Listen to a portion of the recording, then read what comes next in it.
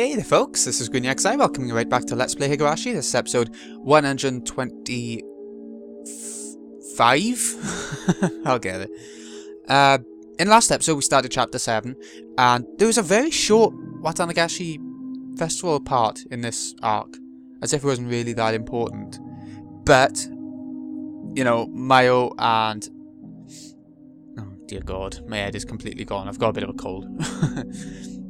But the pair who usually die and go missing, it all happened at the Watanagashi festival again. And Higurashi is looking for Miyo, so Rena was questioned. Let's get going and see what this weird coloured text is about this time. First of all, I wasn't very close to Miyo-san. I knew who she was, so I greeted her whenever we happened to pass by.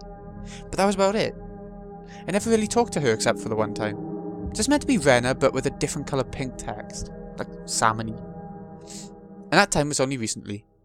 It was between the day of the Watanagashi festival and the day I was caught in the act of burying the two corpses by Keiichi-kun and my other friends. I had a phone call from the library that evening, and I was told that my father needed to return to the book he borrowed. Yes, Rena then. He was shopping at the home improvement store at the time, so I went to the library to return the book for him. While I was there, I thought about borrowing some books for myself, and I started walking around the library. I saw her there. Oh, there we go. Oh, Rena-chan. Hello. Miyo-san. Hello to you too. I didn't expect to see you here. Really?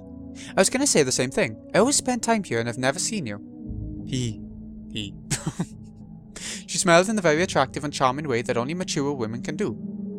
Her smile gave no indication that she knew her death was just a few days away. She said that she often met with Tomitaki-san at the library. It seemed like she had some time to kill, so she told me she wanted to buy me a drink. I made a mistake when I said dead at the night of the Watanagashi festival. Obviously, it never is. I had nothing to do after that. I let her buy me a canned iced milk tea from the vending machine in the library, and we talked for a while.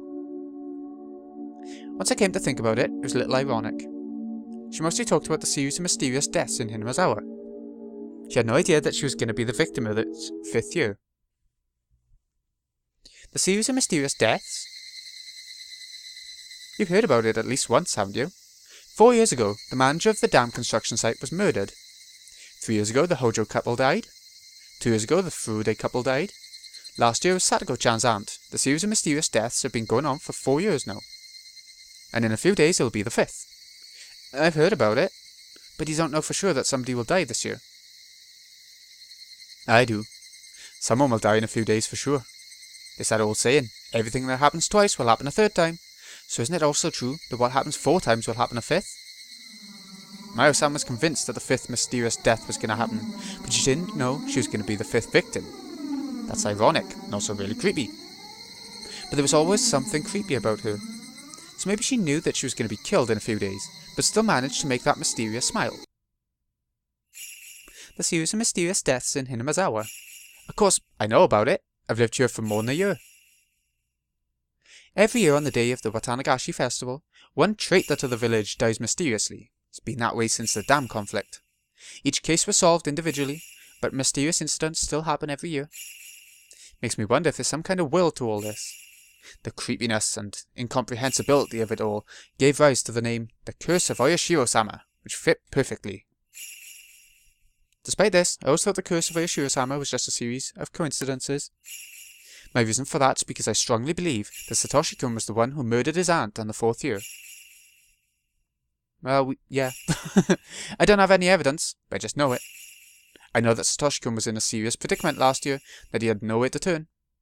He had no one to help him, but he had to save Satoko-chan as soon as he could. Satoshi-kun thought it through and made the best choice he could to handle the situation. Just like I did when I had my problem with Rena. I hesitated to inform Miyo-san that Satoshi-kun was the murderer on the 4th year, so I just listened to her for a while. According to her theory, the series of the mysterious deaths isn't just a set of coincidences, but is instead a series of interrelated murder cases. At that point, my theory was completely the opposite of hers, but I decided not to cut in. You know about the cult of Oyashiro-sama here in Hinamazawa, don't you? Takano-san started telling me that Hinamazawa was once called Onkafuchi. She also explained the story of how the villagers were in the old days, showing me the scrapbook she was so proud of. The villagers back then were called man-eating demons, but they were also admired as transcendents, enlightened people not bound by earthly desires. So according to your theory, a group of cultists who worship Orishiro-sama are living in Hinamizawa, and they're trying to show the power of their god by enacting the series of mysterious deaths, right? I'm not sure if we should call them cultists or fundamentalists. The line between them is very vague. In the Meiji era, when the name of the village was changed to Hinamizawa, the customs and the traditions of Onagafuchi were brought to an end. I think there's some people who want to revive those traditions and regain the name and awe of Onagafuchi. Miyo-san's theory was more than a little crazy, but it was also fascinating. At first, her theory had sounded like she was just jumping to conclusions, but after she eagerly showed me the documents she'd been studying, I started to think that it wasn't actually too far from the truth. If her theory was true, it would mean that the accidental deaths of the Hojo couple in the second year, the suicide and the death by disease of the Furude couple in the third year, and the drug addict murderer in the fourth year were all cooked up. It'd mean someone who has a lot of power and influence over the police was involved. When I pointed that out, Miyo-san nodded in agreement, and she started talking about how strongly they were rooted in the village and how deeply they were involved with many public organizations. Sonozakis? Yeah. After she finished explaining all that, I finally noticed that Miyo-san was suggesting that the three families, including the Sonozaki family, were the masterminds behind the murder incidents. In fact, the Sonozaki family really is very powerful. They hold influence not only over Hinamizawa and Okanamaya, but also over the entire Shishibone area. It might not be wrong to say that they even hold influence over the entire prefecture. If the Sonozaki family is behind all this, her theory would be more realistic. But that means I should be suspicious of Mi-chan. No, I shouldn't. But in fact, Mi-chan was very cold and unkind to Satoshi-kun when he was going through a tough time. I know there was conflict between the Sonozaki family and the Hojo family during the Dam Wars, but still, she was very cold to Satoshi-kun. But Mi-chan admitted that what she did was wrong, and I forgave her too. I didn't want to think about that again. I decided to change the subject because I knew it would make me feel uncomfortable if we kept talking about the Sonozaki family. First of all, what is the people's belief in Orishiro-sama all about? It's a little funny that demons and humans wanted to coexist. In folktales, humans usually try to wipe out the demons. That's quite true. That's why Orishiro-sama is so interesting. However, there are actually many stories that say people in old days worshipped a god that had drifted to our world from the land of the gods. It's the worship of drifted gods, in other words.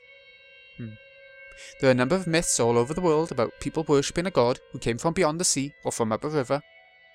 The gods in those myths are actually people who came from different countries, right? That's the general theory, yes. Ancient Japanese culture was far behind that of other nations. When Japanese people in those days saw a foreigner from a developed country, they were so impressed by the knowledge the person had that they started worshipping them as a god. That's one theory. I've heard that Red Oni and Blue Oni were actually foreigners who drifted ashore in Japan because their boats got shipwrecked. The Japanese may have created Tengu out of foreigners too. They probably saw a foreigner who had a reddish skin with a very long nose. Wow, you're pretty sharp, Rena-chan. I agree with you. I think most drifted god worship are based on encounters with foreigners. If that's so, Onagafuchi's drifted god worship would have a contradiction. Do you know what it is? No, I don't. It's easy. Onagafuchi isn't adjacent to the sea. No, of course. In order to have any connection to foreigners, the place in question must also have a connection to the outside world. In Western countries, that connection would be rivers running between adjacent countries. In Japan, that connection would be the ocean. So, most of the drifted god stories in Japan originated near the shores. Isn't there a possibility that the foreigner washed ashore somewhere else first, and then travelled to Onagafuchi? Well, the thing about the worship of Orishiro-sama is, it specifically pinpoints Onagafuchi Swamp as the place where demons first appeared. The swamp isn't connected to any rivers, so how could a foreigner wash up there? That's why the mystery of Orishiro-sama is so interesting. How much do you know about the legend of Orishiro-sama? I just read a picture book about it in school. I feel like I know a lot about it, but I actually don't. I just have an extreme fear of the rule not to leave Hinamizawa. After all, my life went wrong after I left. I felt dizzy when I tried to think about it further, so I stopped. When everything went wrong in Ibaraki, I met Orishiro-sama. He told me to go back to Hinamizawa. No. I'll get dizzy. Don't try to remember. Don't try to remember. I can't remember. I can't remember. I got desperate because I felt responsible for the divorce. I just used Oyashiro-sama as an excuse for my mental instability, and I told my father I wanted to go back to Hinamizawa, right? But wait. Oyashiro-sama did come to me. Oh no. The colours are too dazzling. I can only remember the vivid colour of the pills and the dizziness. That's all you need to know. The demons came out of Onikafuchi swamp and they attacked the villagers. Oyashiro-sama saw it and came down to save the villagers from the demons by exiling them to hell. The demons cried and the villagers felt bad for them. They decided to let the demons live in the village with them. Oyashiro-sama was impressed by the kind hearts of the villagers, so he gave human forms to the demons and let them coexist. The blood of the demons blended with that of the villagers as they lived alongside each other. That's exactly what I read in the book. I felt dizzy, like I was going to faint, because I touched the one memory I didn't want to. People say that most myths are based on an event of some sort that happened long ago. What event do you think is the truth behind this myth? Because I was still feeling dizzy, all I could do was tilt my head quizzically. It seemed like Miyo-san was expecting that response because she smiled, looking satisfied that she successfully made me confused. She took a scrapbook out of her paper bag. "I let you borrow this for a while." "Thank you. But Don't worry, just read it whenever you have time to kill. I want to know what you think about the things written in this scrapbook. I'd like to know, even if you disagree with me, because you really are very sharp. Jiro-san isn't interested in things like this at all, so I appreciate your input." I had little choice but to take the scrapbook. Apparently, Miyo-san came to the library often, so I figured I could return it to her whenever I came to return my books. However, the day I'd returned the scrapbook to Miyo-san never came. "What's wrong? You don't look good. You feeling okay?" "I caught a summer cold. I'm still recovering from it." It wasn't the summer cold that was making me feel dizzy. Oh, no. I always get dizzy when I try to remember the time I met Oyashiro-sama in Ibaraki. I mustered all my courage and asked her. My memory of those days in Ibaraki is blurry. I know I met Oyashiro-sama. Nobody believed me. They told me that it was a hallucination. But I thought Miyo-san would listen to me. "Miyo-san, can I talk to you about something?" "Yeah, of course. You listened to me, so it's my turn to listen to you." "It's about Oyashiro-sama. You might laugh at me." "I won't. You didn't laugh at me either." Miyo-san said it in a very gentle and mature way, and that encouraged me. Even so, I still hesitated to talk, but there's probably nobody but Miyo-san with whom I could talk about something like this. I gathered my courage again, and spoke. "I have met Oyashiro-sama." "You have?" "Yes. I used to live in Hinamizawa until right before I went to elementary school, but my mother got a job in Ibaraki, so we moved. I know what that means, right?" "Yes, I do. You broke the rule of Oyashiro-sama, which is to never leave Hinamizawa." "That's right. And then, many things happened. My mother divorced my father, and my family was broken. I got desperate and did some bad things. It must have been terrible. Then what happened? I started hating everything in this world, and I started to feel like everybody who was happy was looking down on me. That's when a mysterious existence started to appear." "You mean Oyashiro-sama?" "The first time it came to me was, please don't tell anybody about this. It was when I started injuring myself by cutting my body with a knife. I cut my neck, and something very dirty and gross came out with the blood from the wound. It was, I'm not gonna laugh. Go on." The chill I felt at that time came back to me. I sealed that memory away, so that I wouldn't have to remember ever again. But once I unsealed it, I started remembering things one after another. Yes, back then, there's something in the blood, something crawling. It was countless dark red maggots. They squirmed up and out of my neck with each drop of blood, but they wanted to stay in my body, so they crawled back in through the cut. I didn't want those creepy things back inside my body, so I clawed at the cut on my neck to get them out. But it hurt so much, it only made my hands and neck bloody. I got scared all of a sudden. I was scared because I thought there were that many nasty maggots in my blood vessels. So I cut a blood vessel on my thigh just to see how it looked. I thought I could see it better if it was my thigh. Then they oozed out from there too, so many of them. I understand, Ryugu-san, so please calm down. No, you don't understand. The maggots came out with my blood, then they tried to get back inside my veins. It really, really itches. Ah! Please bring a doctor. No, don't claw at it like that. Bring me a sedative. Hurry. Hold her down. Please kill the maggots in my veins. Please take all the blood out of my body and flush my veins out. There's so many of them in there. Is this actually happening now? Yeah. Yeah. Why don't you believe me? I'll show you. You'll believe me if you see them, right? I don't want to get any more shots. No, no, no, no. Oh no, it wasn't happening now. She went into memory mode. Okay. Calm down, okay? My son sat next to me and held my hands tightly. Her touch brought me back to reality. So, what happened? Nobody believed me, but then he showed up. Oishiro-sama came to me. The memory was very vague, and I saw flickering lights, made it difficult for me to remember. I met Oishiro-sama. That sentence is all I remembered. The memory of actually meeting Oishiro-sama was unbelievably vague. After I got out of the hospital, I continued being treated at home. I still felt something move in my veins, so I wanted to cut my body to make the blood ooze out so that I could make sure that there were no maggots in there. Usually, I was sleeping like the dead because of the strong pills I was taking. But one day, I forgot to take the pill. My consciousness was very clear. I felt the maggots moving in my veins, and I felt the urge to look inside. I cut a vein on my wrist. I knew it. A lot of blood and many dusky red maggots came out from the wound.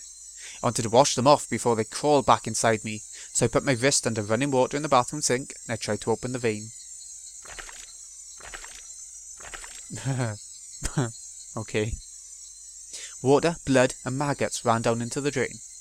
Just like squeezing out the pus from a pimple, I squeezed the vein to get rid of the dirty blood and the maggots. I kept doing it. My arms started to feel numb and I felt cold, but I kept doing it. I thought I might die from losing too much blood, but I kept doing it. My body was filled with maggots. I had to squeeze all my blood out of me.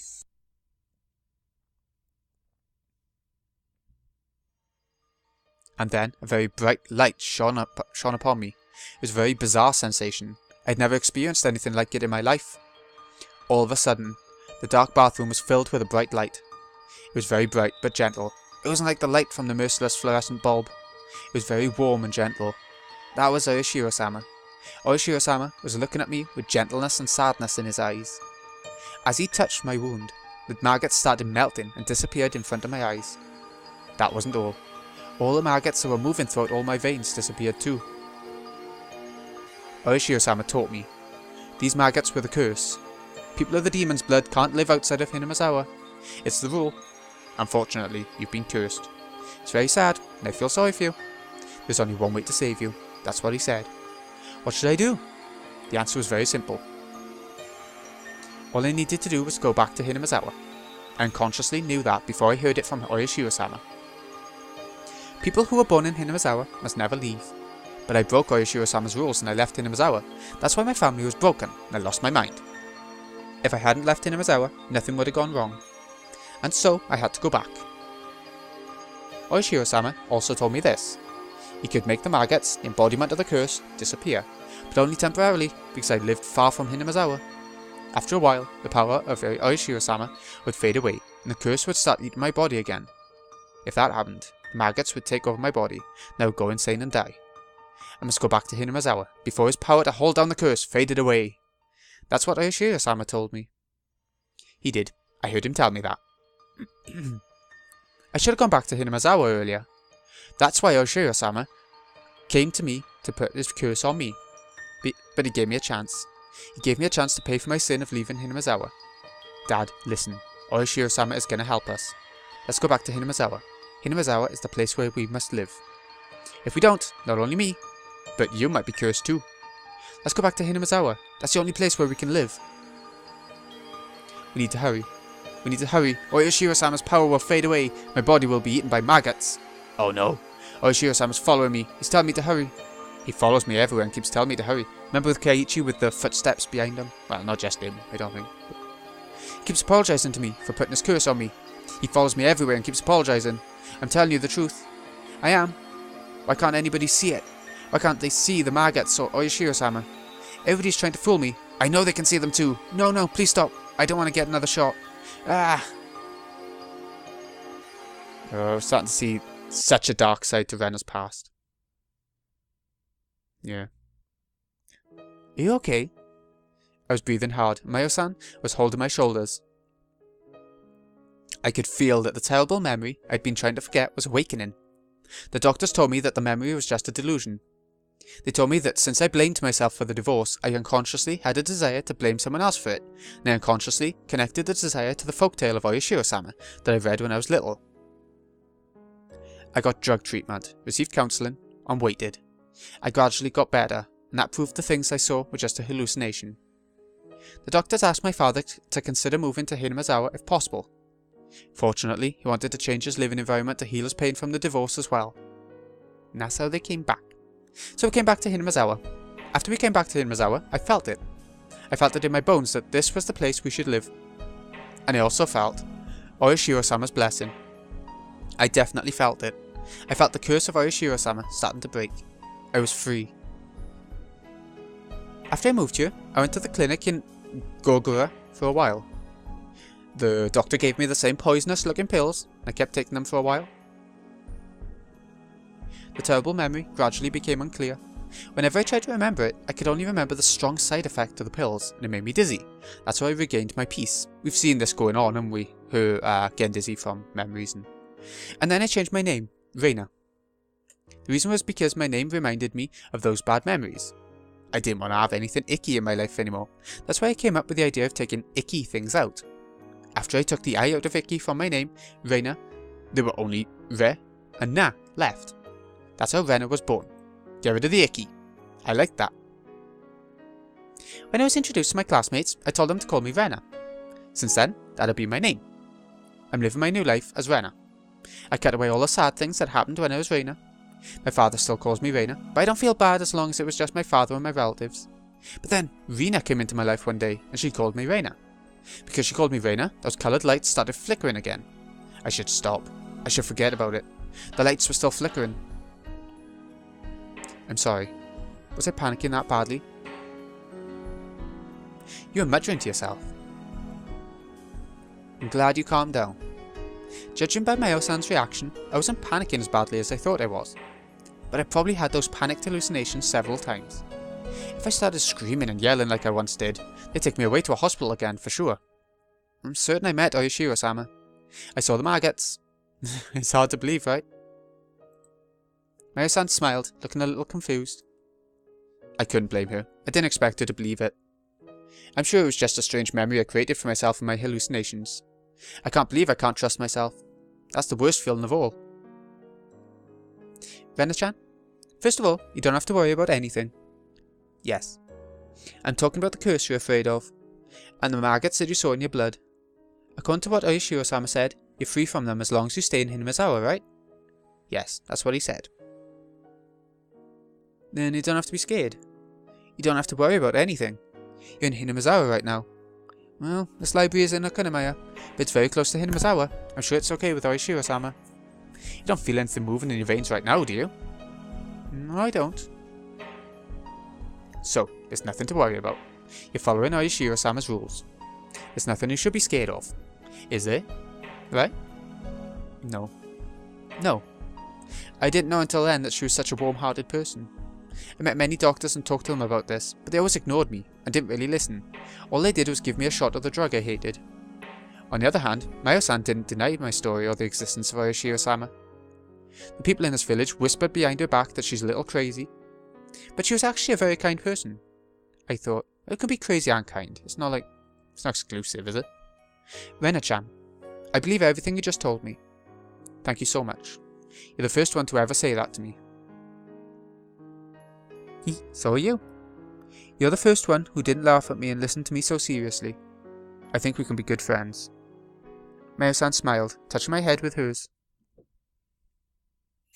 Well, I'll let you borrow my secret files and my scrapbooks.